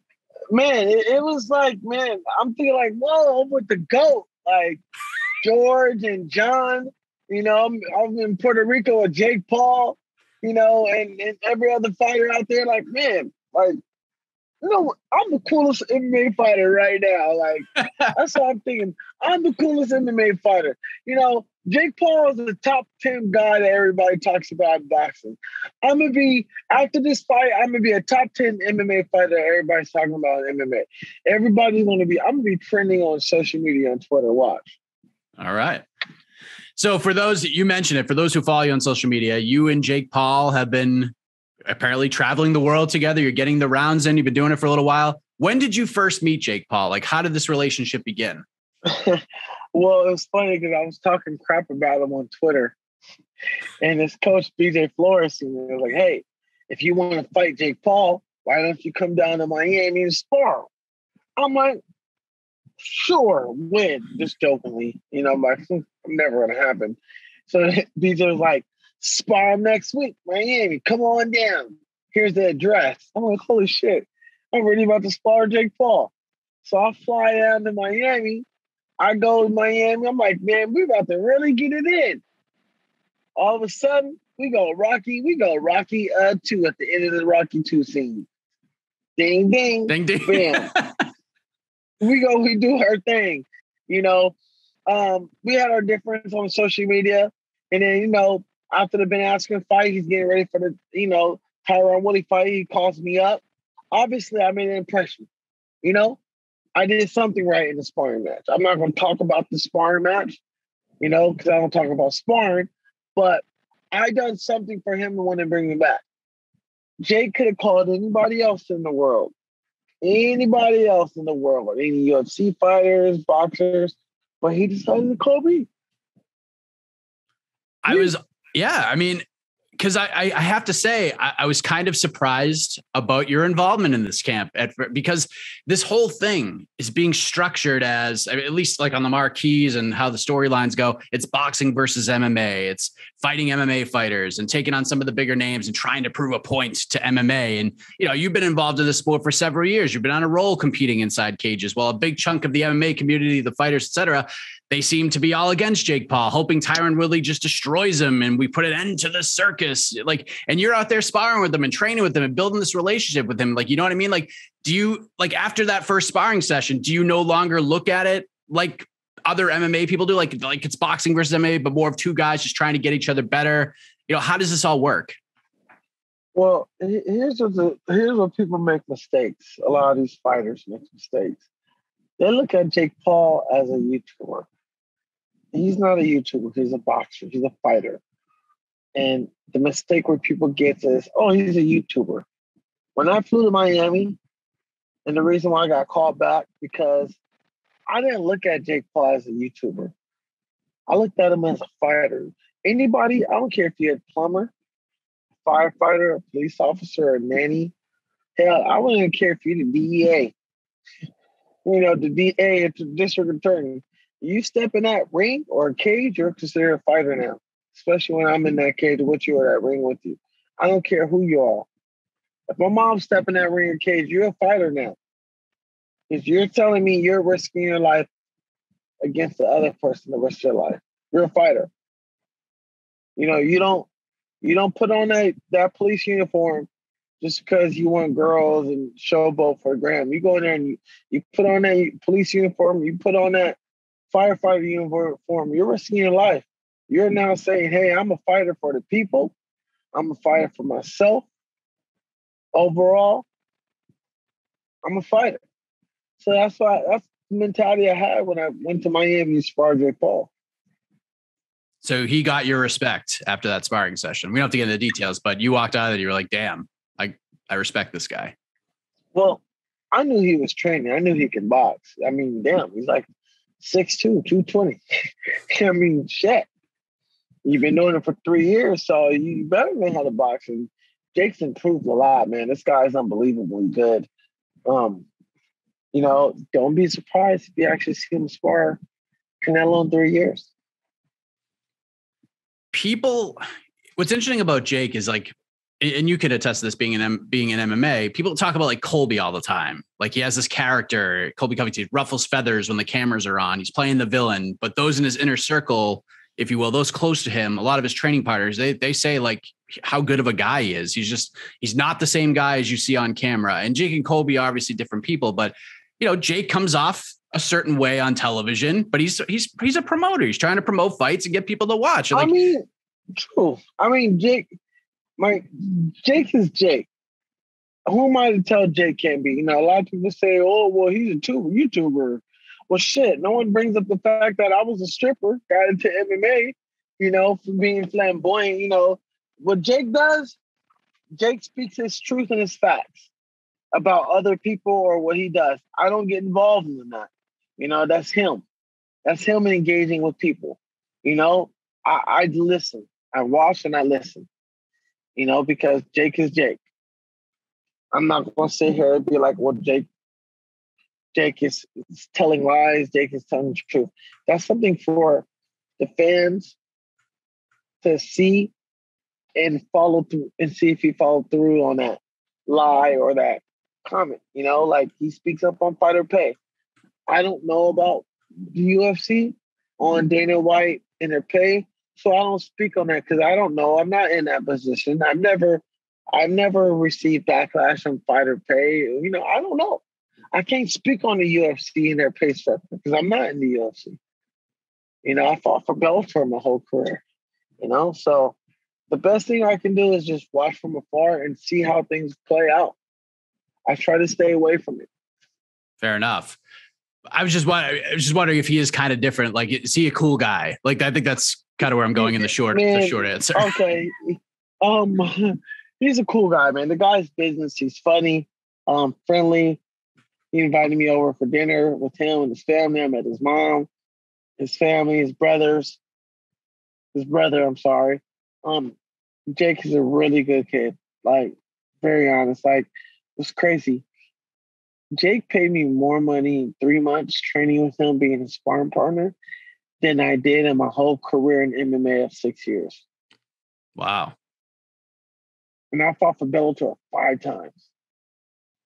It's wild, man. It's freaking crazy.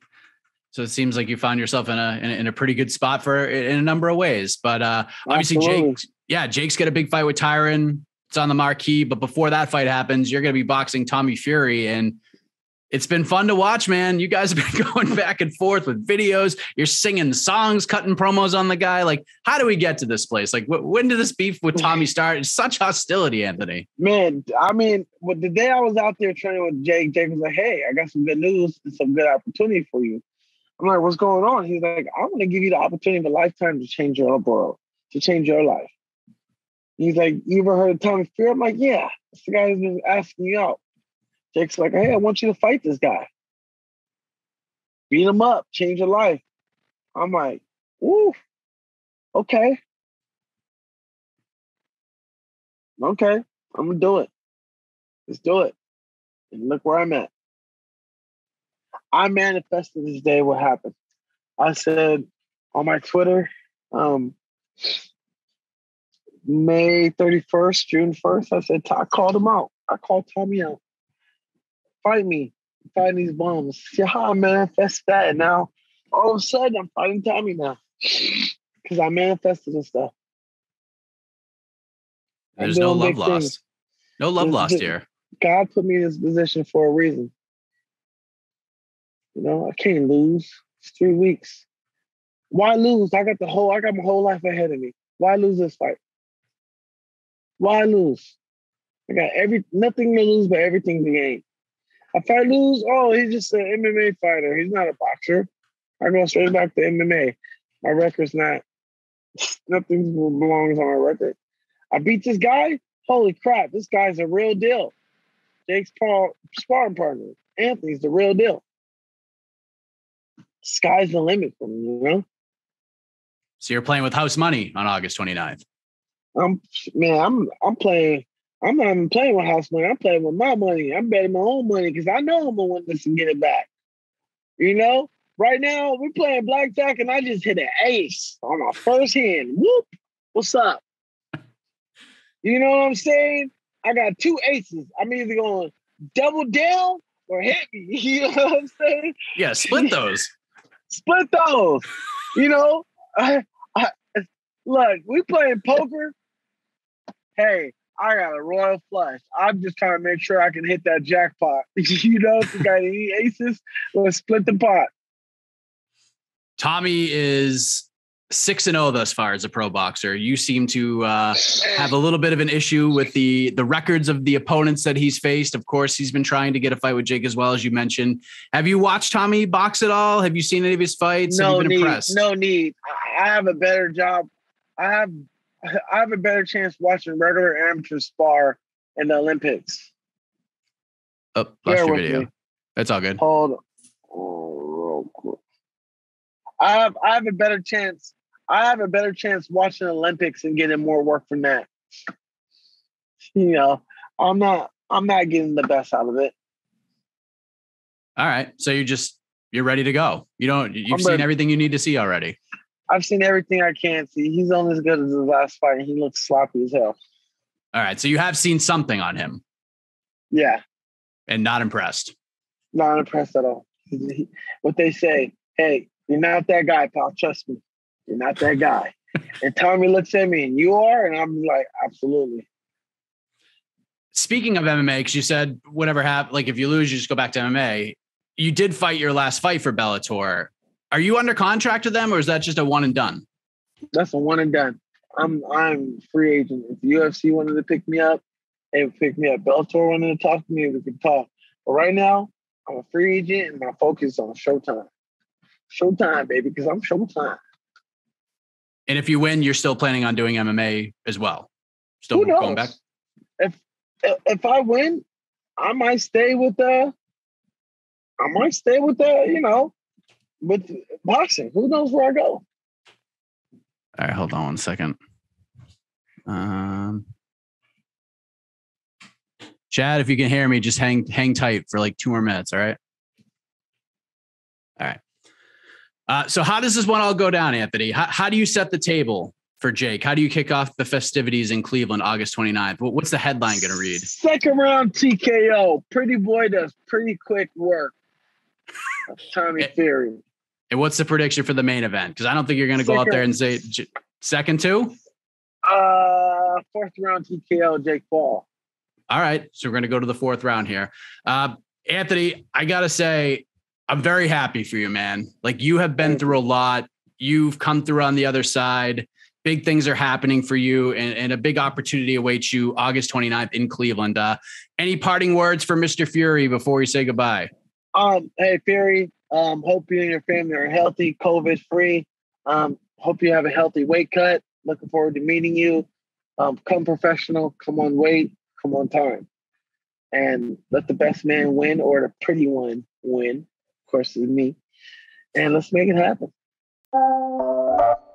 Anthony Pretty Boy Taylor, quite a story there. He's found his why. He's found happiness, some acceptance as well. And it seems like he is just in a tremendous place right now. And looking at where he was 4 or so years ago to where he's at right now, I'm very happy for him. Good on him. He's got a nice opportunity to make some money and potentially shock some people at the same time on August 29th. But we're going to wrap things up. We have one more conversation. But once again, thank you to all of you who have watched, listened to, commented on, or really anything in regards to the show, the good, the bad, the indifference. Much appreciated from all of you. It means the world. I learned from all of it. And like I said at the top, we have a lot of irons in the fire. Of course, the MMA Hour is back next week. That is just massive news. I'm so happy about that. But one thing that I sort of teased on Twitter, kind of going back to the irons in the fire, I've sort of engulfed myself into this big project, and I've been working on it for several weeks now, well over a month. And what just started as a simple interview has just become everything. I mean, it's just been a wild journey.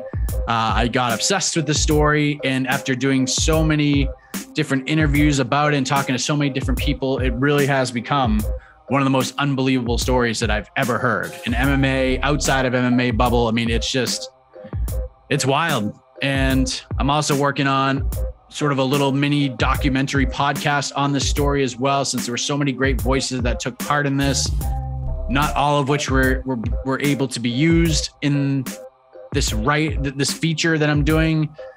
And some of the great quotes, some of the amazing stories that were told didn't make it as well. They just didn't fit in the overall theme of the piece. And there's reasons why.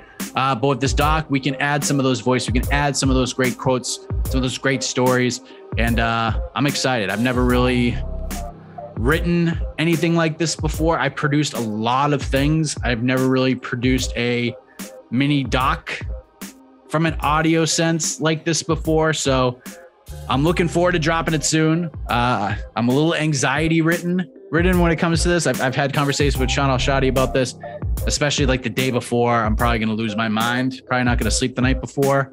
So hopefully that's you'll see that in the next few days. So no worries there. But a lot of ums here. I want to thank Jose Youngs and Alex Savas for all of their help with the graphics, the social media, the clips, all of their help. It means a lot. Early stages of the show, Esther Lynn, tremendous help getting graphics put together and figuring out a lot of different things and helping out on that end. Really appreciate that. And of course, E. Casey Leiden for his work producing the show. Countless hours, him sitting on Skype calls with me, sitting in on interviews, just listening and recording and producing. It is not easy. It's probably not all that fun. There are probably some interviews were a lot of fun. Some were a little heavy, but he sat through hours and hours and hours of these, and he's done it from the beginning. He's crushed it every time. So big shouts to my man, EKC, the baddest stash in MMA media. And of course, can't leave out the fighters, the commentators, the promoters, everyone, even the pro wrestlers who have been on the show, everyone who has been a guest on the program. I really do appreciate it. But like I said, more interviews coming down the pipeline, just in a little bit different form, not in a show quite like this. And then we're going to do some other cool stuff along the way as well. But we are done here on What the Heck. One more time, have a heck of a week, everybody. We will leave you with my chat with the challenger for this Friday night's middleweight title fight at Bellator 264, John Salter. All right, let us say hello to John Salter, who returns to the Bellator cage this Friday night in the main event of Bellator 264. He will challenge Gegard Mousasi for the Bellator middleweight title, an ongoing journey for over 2 decades with wrestling and MMA. Now he has the opportunity to have all of that work culminate into a world championship. John, how are you, man? I'm doing great. How are you? I'm doing great. So I'm wondering if your initial reaction to getting this title fight was about time, because I mean, it has been like a really long journey for you. Like, you've been knocking on the door for a while now, and now you have the chance to get up and answer it. Was that sort of how you reacted to this? Yeah, I was really excited when I got the call. I believe it was February. Got the call about potentially fighting in June. So I was really excited about that, and then obviously got pushed back. And so here we are in August. But, like I said, I think it's been a long time coming, and I'm excited to finally get this opportunity. Do you know why it got pushed back from June? I have no idea. I was never told. Just that we needed to push it back. So I was okay with that as long as we kept the fight. I know you wear a lot of different hats: training partner, coach, mentor to a lot of fighters. And there's more that I'm probably missing here, but I bring these things up because you are a very busy man. And with you being out of action for pretty much a year, by the time you make the walk on Friday, you seem to be okay with the timing now, but in hindsight, if you could have done it sooner, would you have preferred it being sooner? Absolutely. Yeah. I would have loved for it to have been, quite a bit sooner, but it is what it is. Like I said, I've got other things going on with the gym and other things. So it's not the end of the world. Would have been nicer to do it maybe 6 months ago, but this is fine with me. Just glad we're here when we are. Many have felt like you've deserved this opportunity for a while now, and you know that. But when I spoke with Gegard before he fought Douglas Lima, I mean, he felt like you would be next in line had he won that fight, which he did. Were you worried at all that Bellator might go in a different direction with this first title defense, or were you confident that this was definitely going to happen for you? Yeah, at first I was a little concerned. I know they had talked about him going up to 205, and then that puts the division kind of on hold. There was also the worry that if Lima had won, that he goes back down to 170 to defend his title there. So a lot of things could have happened. Really glad that it went the way it did, obviously. And so now we can keep the division moving. Because of this journey that you've been on, John, this long road to a title shot and it arriving just a few days from right now, does this fight week feel different? Like, do you have to take any feelings and bury them, or is that something that you feed off of? I kind of just put that out, it's a fight, it's just like any other fight week.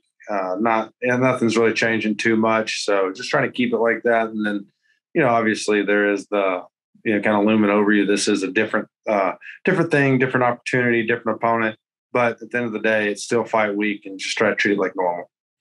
Gegard won that title in November against Lima. It was a big fight for the promotion. It was something that had been in the works for a while, and then COVID kind of like shut down the world, and it got pushed back several months.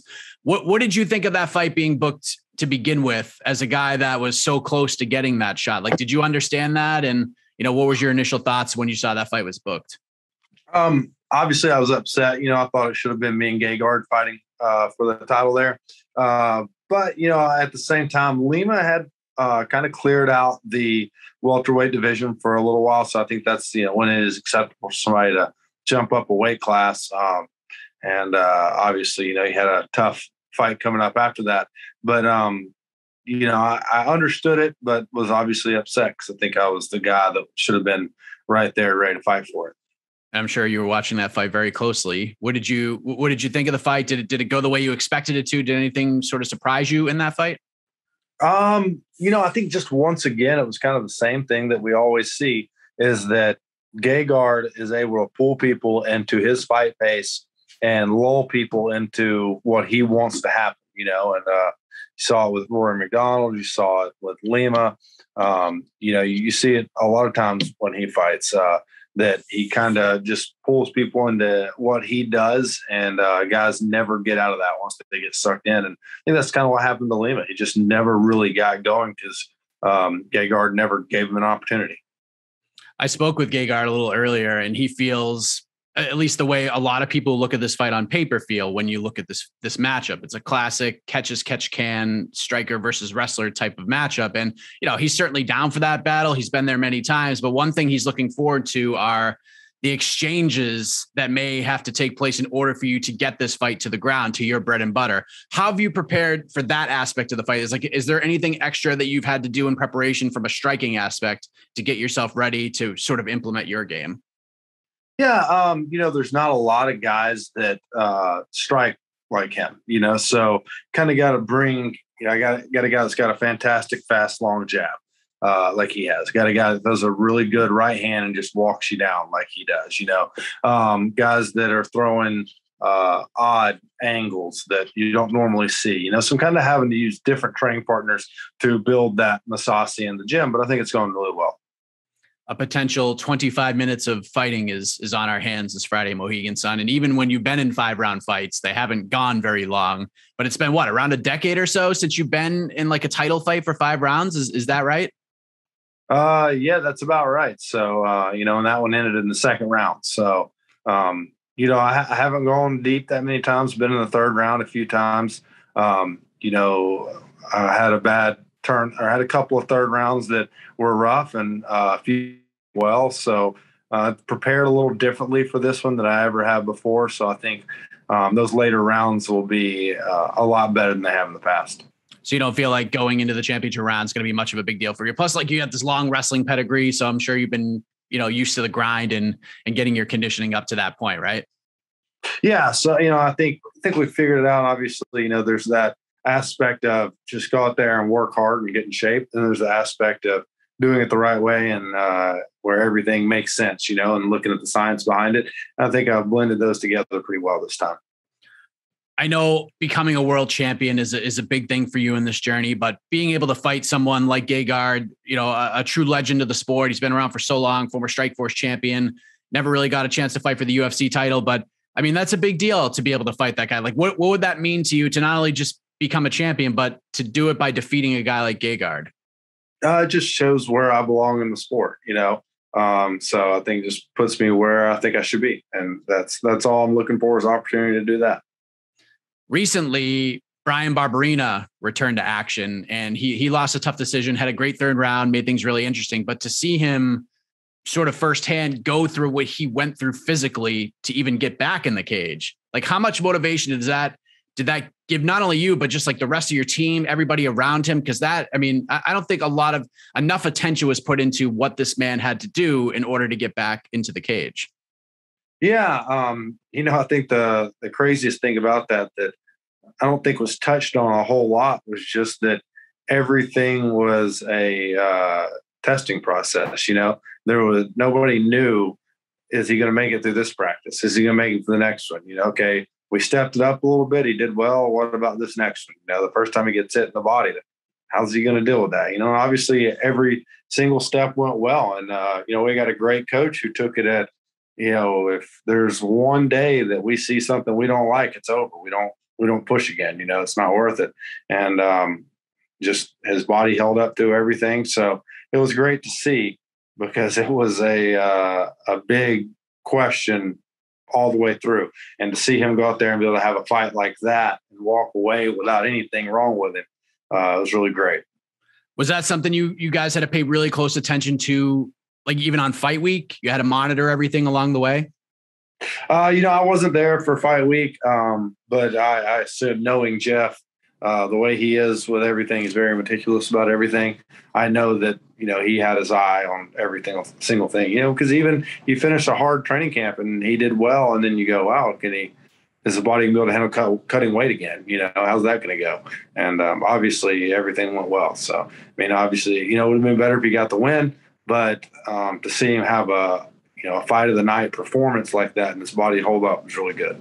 Yeah, there's not a lot of Bryan Barberenas running around here. That's for sure. He's one in a million, no doubt about that.